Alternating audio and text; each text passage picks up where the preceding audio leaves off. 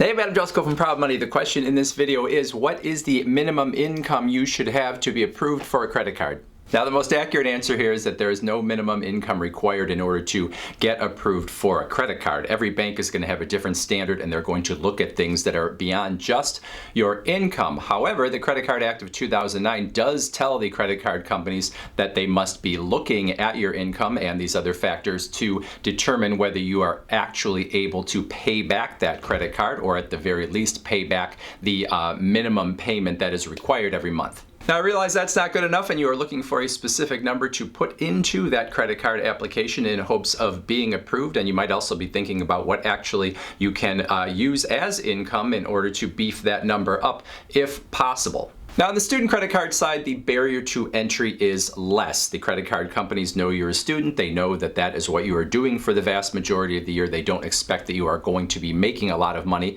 but they do want to know that you have some money coming in because, again, you have to be able to make that minimum payment on the charges that you put on the card. I would tell you that that minimum income that you probably want to shoot for as a student is $3,000. It shows that you are making some money at least part of the year, maybe over summer break. You have at least a part-time job that is giving you some money that you are making, and so they will make allowances for that. Now, you're probably not going to get a very big credit limit when it comes to your credit card if you're not making very much money, so you might only get a $500 or $1,000 credit limit or something like that to start you off, especially if you have no credit history, but you don't necessarily have to have a ton of income for banks to want to work with you, especially because they know you're a student and they hope that once you graduate you will make more money and stay with them as far as their credit cards go, and then those credit limits will go up and hopefully your spending will go up as well.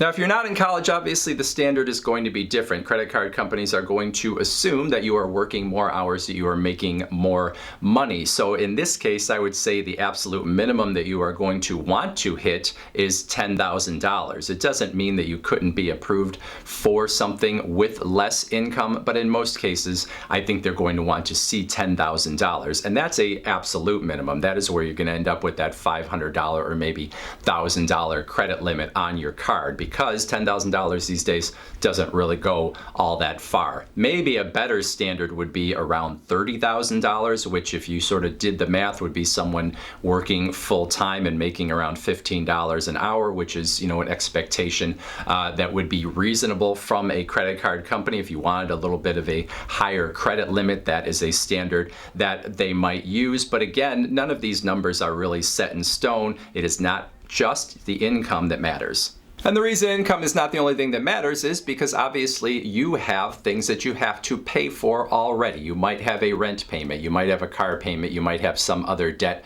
from past things that you have purchased. So whatever your income is, obviously there are other things that are eating into at least part of that income, and that is something the banks are going to factor in when they think about whether you're going to be able to pay back your credit card. And then obviously if you have any credit history in the past, they'll be able to look back and see how you did paying back a car loan or any other loans that you have had in the past. So if you have a credit score, that could be a good thing that helps you even if you have a lower income. If you have a bad credit score, that could be something that hurts you even if your income is a little higher.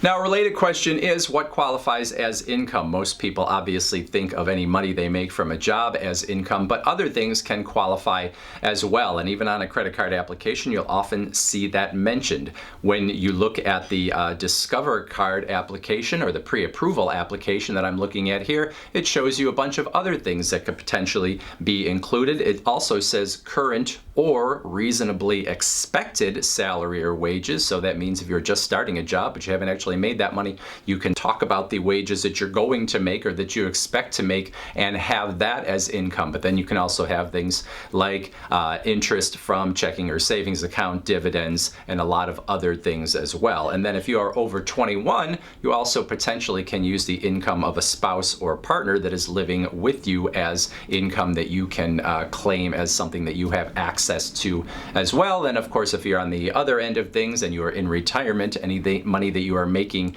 via retirement, you can use that as well too. So whether that's Social Security or that is money that you're making off of the money that you have saved up, those are income sources as well.